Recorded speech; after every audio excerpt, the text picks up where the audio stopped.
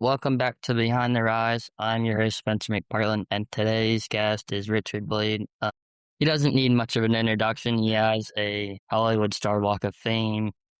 He has written 7 books, and obviously having a 40 plus year career over music and television, in addition to being the host of SiriusXM's First Slave. So, Richard, thank you very much for taking the time out of your busy day, I'm sure.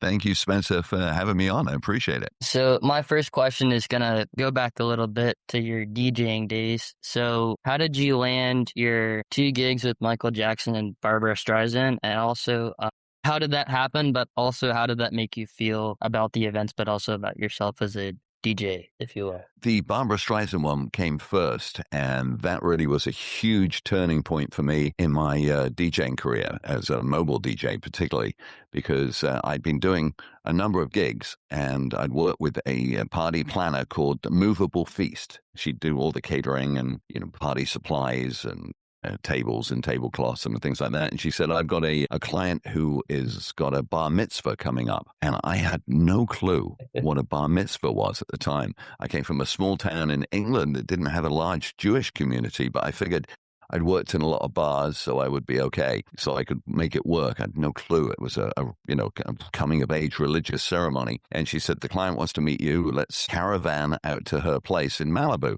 And so I had she didn't tell me who it was, and I followed her car, and we went to Paradise Cove and then went up into the hills behind it, Paradise Cove being a beautiful beach, and there was a gated compound of 3 homes that the client had bought over the years. She'd bought one there and then bought the other 2 to have privacy, and then we pulled up, and she said, here she comes, and Barbara Streisand walks out and goes, hello, I'm Barbara, and I went, hi, I'm Richard, and at the time I was really into disco. Okay.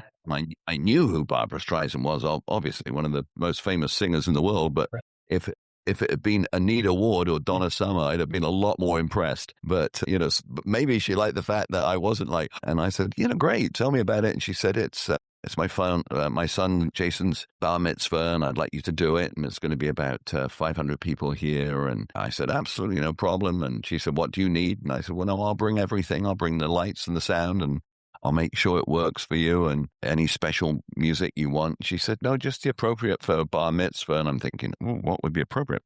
And so I had to look it up. We didn't have the internet at the time, I had to ask my friends, and bar mitzvah is Jewish, So I had Hava Nagila and all the horrors and sunrise, sunset, and it proved to be an incredible party, and it was fantastic. And everyone was there. She'd just done a duet with Neil Diamond. Okay. You don't bring me flowers.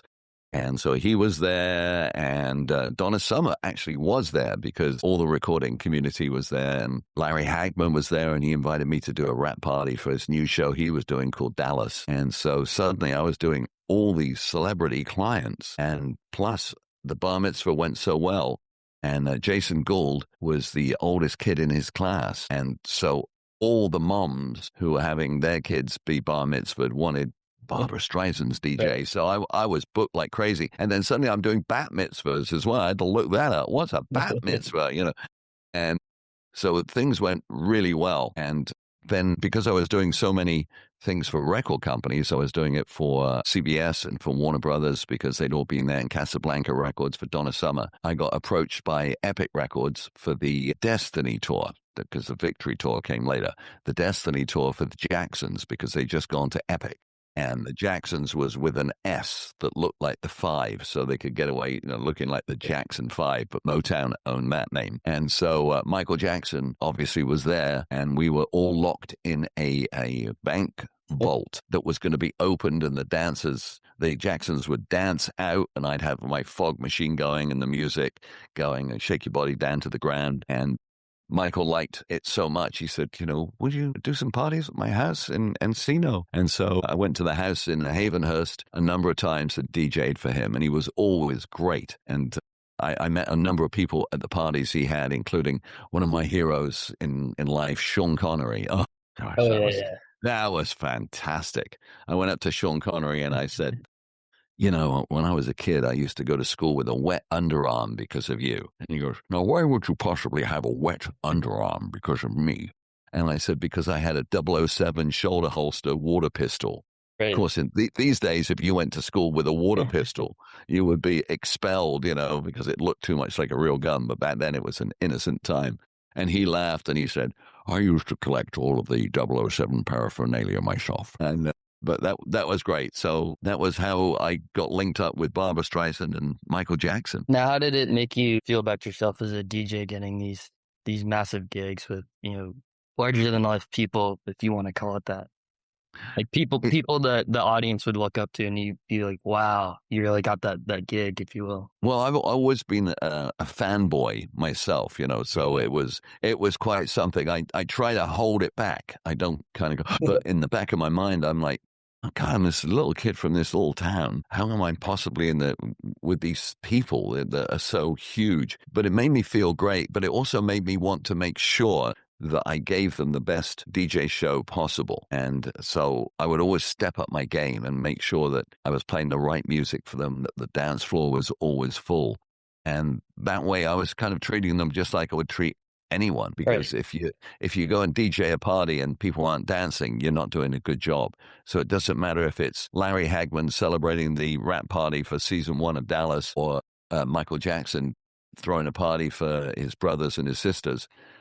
You've got to make sure that everyone's having a good time. Now, my next question is, so you didn't play obviously how do I phrase it? You played all the music, but you knew also some of the people that were playing the music. Obviously, Duran Duran is big. Well, I mean, obviously, Depeche Depeche Mode. Mode, U2 are obviously super big that everybody knows. And then I think Elvis Costello. But then, of course, your relation is with Simple Minds because they came over from Glasgow to Hmm. America and you came over from Britain to America. So you have this little bit of a relationship, if you will. How does it happen? But how does it also feel to know these people that you've looked up to, whether it's the people in the 80s or just in general? It feels great, because I've always tried to maintain not only a professional level with these bands, but if we became friends, not to take advantage of the Right. friendship, because you don't want to do that. And quite often when we're talking, when I'm hanging out with them, we're not talking about anything to do with their music or my radio career. We're talking about anything but. It's, just regular conversations. Oh my God, did you see what so-and-so said in the press the other day? Or the Knicks just won, that kind of thing. Right. And I think that's why I've had an open friendship with so many of these bands, because they know that they're not going to get the same questions always. Oh, how did you get your name? Or anything like that. It's a completely different relationship. So, for example, Billy Idol is Right. getting his hands in the concrete Okay. outside of Guitar Center in their Walk of Fame this coming Tuesday. And he called me up 2 days ago and said, "Hey, would you come on down, because Steve and I are going to be getting our hands in the concrete, and Okay. would you introduce us, and we can go out for dinner afterwards?" And I'm like, "Sure, I'm there." Because when I got my start, Billy came down and Right. he was one of the people who introduced me. So it's just one of those things. And I feel very fortunate, because there is always that moment when you go, "Hey, it's Billy Idol I'm eating dinner with." But maybe he sometimes goes, "That's Richard Blade." But it's just a friendly thing. But I don't take it for granted. In the back of my mind, I feel very fortunate to know these people on a personal basis. And kind of the same thing with, I know that you've talked before about with Boy George, where you interviewed him for, I think it was like 4+ hours during Zoom or Yeah. perspectives or certain different questions, if you will. Yeah, it's nice to find out about his family, etc., and their reactions to him, because they've had to go through a number of different things with Boy George. Obviously, he was openly gay in the early days, and because of his family being coming from that English time, if you were born in the 30s, which his parents were, that was an incredibly conservative time for Britain. And so for his parents to be able to adjust to Boy George being openly gay had to be quite something. I can't imagine what my parents would have gone through if I'd have been gay and had to tell them that. Obviously, I didn't have to, but I put myself in Boy George's shoes and thought, wow. And we chatted about that, and we chatted also about how he was able to go back to them and they were able to help him during his drug problems. And we just went through that. And, Boy asked me what it was like for me coming over here and getting my green card in the early days. And we went all through those conversations. So it's kind of cool, because you're leaning on someone else, because they're asking you about something, because they're thinking in the back of their mind, God, I had problems. How did he deal with his? It's kind of like that two-way street, if you will.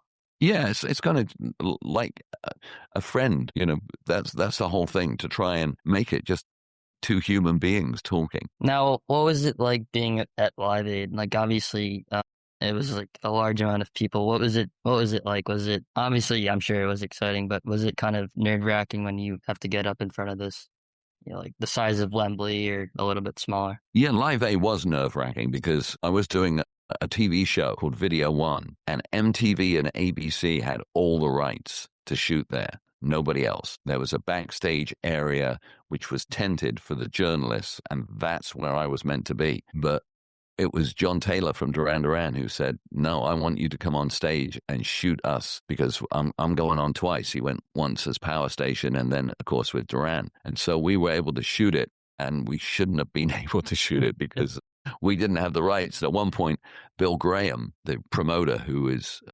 because he's no longer with us, notoriously in your face. He told me to get the fuck off his stage or he'd break that camera off over my back. And we thought we were done. And then it was John Taylor who said, "No, I want you to come back on." And the stage, because it was so big, we stayed deliberately on one side of the stage away from Bill Graham because I didn't want to get my back broken by that camera. Now, what is it like to? I know you've talked about it before, but what was your relationship like with Richard Branson? Because I know before you've talked about your Mini Cooper story and how he picked you up and you didn't know anything. I mean, you didn't really know who he was. You all you saw, I'm sure, was the beard and the blonde hair in the car picking you up, just Right. taking you to pick up your equipment. How was that? What was that like? And how did you, I guess, if you want to take it from the audience perspective, watch Virgin blow up? But now, how is that relationship, if you will, sustained over the course of the years and also currently? Well, we never really sustained that relationship. I was a hitchhiker, hitching down from Oxford to London to buy some DJ gear. And he was up there trying to buy a small farmhouse that he could convert into a studio, which became the Manor, where Roxy Music recorded, where Mike Oldfield recorded, where so many bands recorded. But he didn't have the beard or anything. He was just a young guy. Our 2 hours in the car together was really fun because both had the same interests in music, and we were just bouncing back and forth, almost like a tennis match.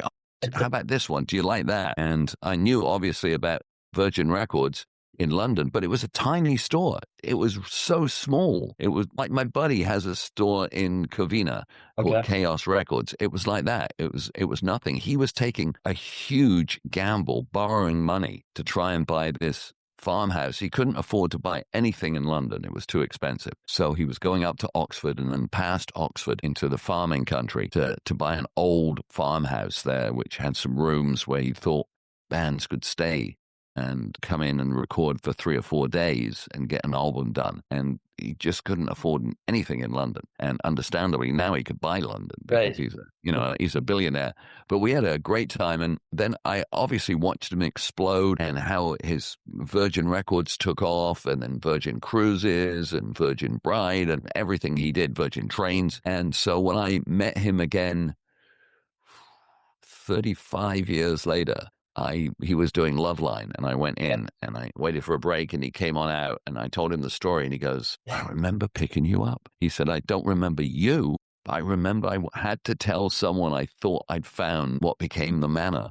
And I remember picking up that hitchhiker, and he goes, "I'm so happy it was you." And when we chatted, and then we got great photos, and he picked up my wife, and then he was full on Richard Branson with the longer hair and the beard and the 9-digit bank account. And he held her in his arms, and I thought, how great! This is someone who really does deserve his success, and he looks after his employees. You hear these nightmare stories of billionaires who don't care about their employees. He loved his employees. And I heard from they were stewardesses at the time. Now, of course, it's flight attendants. They would say that when he was on the plane afterwards, he would take everyone out for dinner and just look after them. And he was just the nicest guy to work for. There's an interview that he did where he was after he dropped out of school and he is before Virgin, where he had Student Magazine, and I don't know how this happened, but he interviewed Mick Jagger from the Rolling Stones, and this was in the early '60s, where he could just walk up to him and he just interviewed him in his house, and I was like, wow. He wrote a great autobiography. I actually have it right here. It's one of my favorite autobiographies, and I recommend it to anyone. Losing My Virginity from Richard Branson, and it is really a good autobiography. I read that when I was writing mine, World in My Eyes, to see if I could get any tips of how to stage a good autobiography, because his was one I couldn't put down. So you've obviously sustained the relationship. I take it it's stayed either calm or whatever it is, if you will. Well, not really, because I've only met him twice. Right.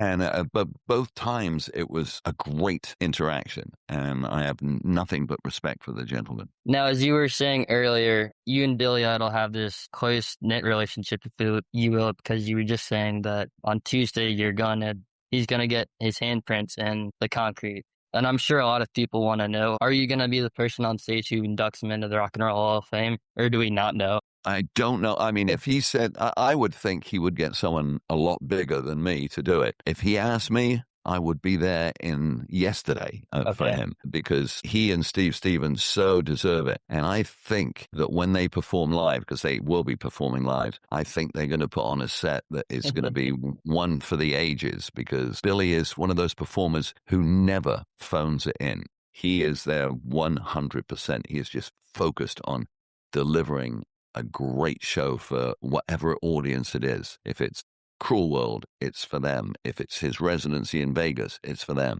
For the Rock and Roll Hall of Fame, it's going to be one for the ages, I think. Kind of like how he does it with all of his concerts or his recent AMA performance. Yeah, he's terrific. So, was there a moment that you thought that the music wasn't going to sustain, where it was going to be popular in the moment, but then it wasn't? People were going to lose interest in it, and how did you have the foresight to say that this is something that it interests me, and that I think a lot of people are still going to want to listen to the music 40 or whatever, however Yeah, many years later on? yeah, when it was happening in the 80s, I honestly didn't think it was going to sustain. I thought it was going to be, and I actually asked Howard Jones about this one time.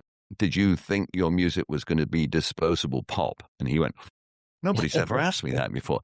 And he had the same reaction as me. He was trying to do the best he could, but he didn't know if it was going to last. And I had no idea. I thought Duran would be here and gone. I thought even Depeche would be here and gone. And then the 90s started, and I heard bands like Creed and Hoobastank and Live, and I went, this is not as good as the 80s. There were some good bands, obviously Nirvana and Pearl Jam and some of Soundgarden. No, I've never been a fan of Soundgarden myself personally, but a lot of people love. But that's when I thought, God, the 80s was so much better, because it was an uplifting, fun time for music. It wasn't dark, it wasn't drab, it wasn't plaid shirts and dirty jeans and people just looking grungy. So that's when I came up with the idea for the flashback lunch, that the 80s should stay through the 90s.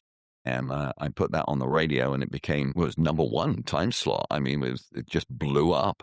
And we even did flashback weekends, even though K-Rock at the time in Los Angeles was hating 80s. The program director who came in did not like the 80s. He wanted all 90s, but the audience loved the 80s and wouldn't let it go. And then as the 2000s rolled around, slowly the 80s started to really build. And by 2008, I would say, the 80s were back and here to stay. And when I'm doing, my live concerts tours, like the one coming up with Howard Jones, things can only get better. I don't DJ. I go out and tell stories and interact with the audience.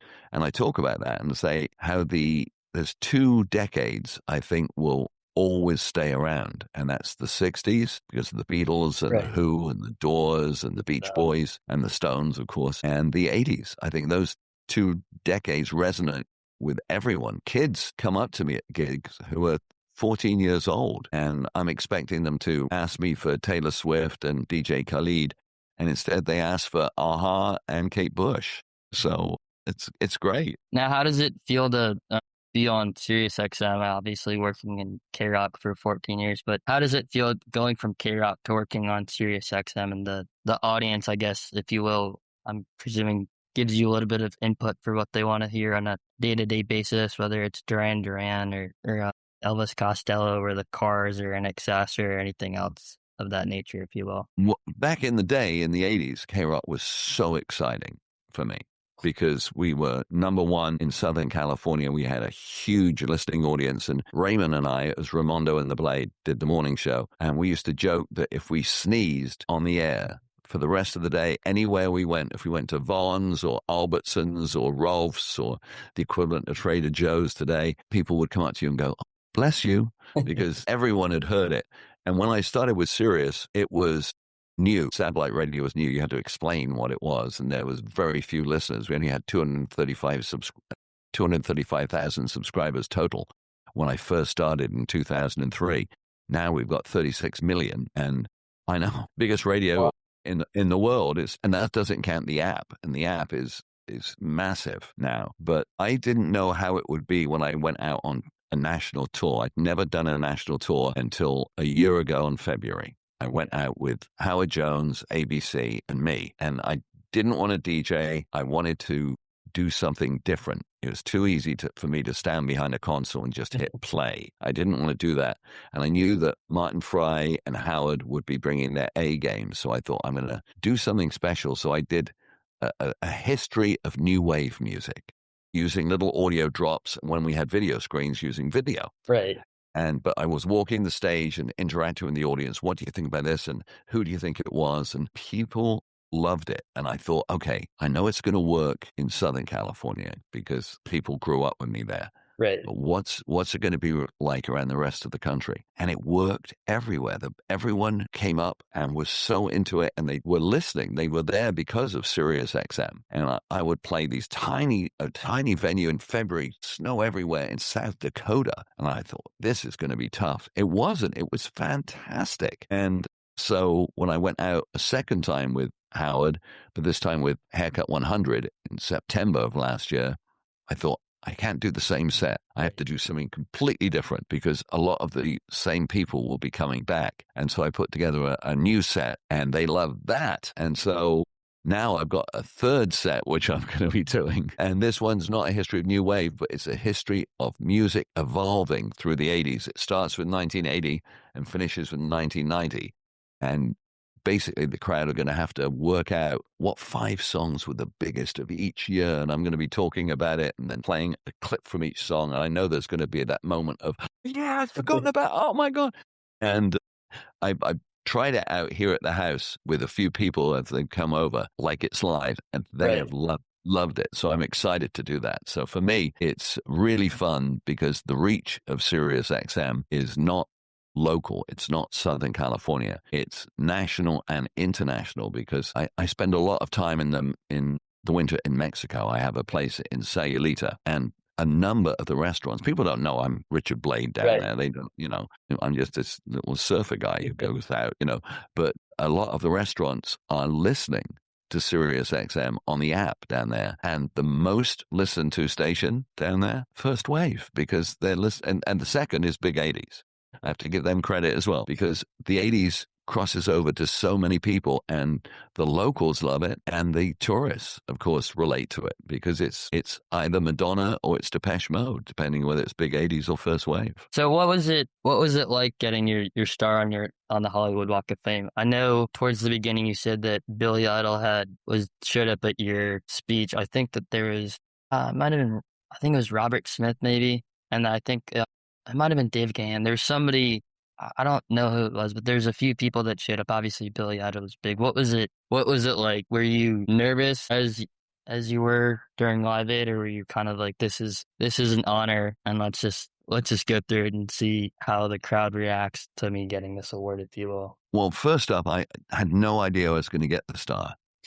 And when I got the phone call on my phone, I didn't recognize the number. And I thought it was spam coming in. And I was in the kitchen with the wife, so I answered on speaker, and I went, "Hello, can I help you?" And this woman's voice goes, "Yes. Are you excited, Richard?" My wife looks at me and goes, "Oh my God, what is this?" some kind of porn. And I went, why would I be excited? And the woman said, this is Anna Martinez from the Hollywood Walk of Fame. You've just been awarded a star. And I went, what? And I looked at my wife, and I swear to God, she levitated. She was like, whoa, like floating. It was quite a moment. So I was blown away by it. And yeah, so my wife was so excited when we found out I was going to get the star. And then I wanted a couple of people to speak. And the first person I reached out to was Jimmy Kimmel, Okay. because I'd worked with Jimmy at K-Rock for 5 years. And Jimmy said right away, I'll do it. I was like, wow, okay, fantastic. And we had to move the time, though, 30 minutes earlier because of his rehearsal. He goes in at 11:30 at the El Capitan to rehearse for the evening show. And so the schedule was going to start at 11, but instead we started at 10:30 so he could leave. That was the only consideration. And then I reached out to Billy, and Billy said yes. And I was like, wow, that is awesome. So they both came down and spoke, and then Dave Wakeland from the English Beat said, could he come? And Johnny Batos from Oingo Boingo, and John Easdale from Dramarama, and a bunch of people from K-Rock came as well. And so it was a lovely, lovely time. And I wasn't really nervous. I was just excited about it. I was just blown away and excited. So there was one of those things. And the one thing I asked for the Hollywood Chamber of Commerce was it to be on June 6th. Because I'm a big World War II buff, and it was the 80th anniversary of D-Day. Okay. So they said, okay. And that's how I started, because my hometown, Torquay, was where the 101st loaded onto their landing craft, went out to the main ships, and then landing craft were loaded on there, and then sailed across the channel. And so to be able to do that and to be able to mention them meant a lot to me, because if it hadn't been for D-Day, then I would have been accepting the Star and the Walk of Fame in German. Hey. So, yeah. Now, when was the last time that you experienced awe, if you will? Experience what? Awe? Like good. Yeah. Oh, on a regular basis, I'm always in awe. I'm in awe of a beautiful sunset. I'm in awe of a gorgeous little dog. I'm not someone who takes life for granted. I believe I'm every day I wake up and think I'm so lucky to be on this planet, because it's such a gorgeous planet. And unfortunately, I think so many people don't understand how beautiful this world is. I'm looking at the background you have of the Golden Gate Bridge and sunset there, and we should all take a moment every day and think how fortunate we are to be on this planet and not to take it for granted, because if we screw it up, planet will come back in 50 million years, 100 million years, but we won't. So we've got to be really careful with our environment and with our oceans and with our air, because if we don't, it's the only planet we got. We're on a rock hurtling through space. And it's great that Elon Musk wants to set up a city on Mars, but we're 20,000 years away from being able to inhabit that, because we'd have to terraform the whole planet. It's going to take a long time. Richard, I appreciate you taking the time and sharing the perspective behind a career like this. This has been episode 36 of Behind the Rise. If you found value in this conversation, make sure to follow, subscribe, and leave a review. We will see you next time.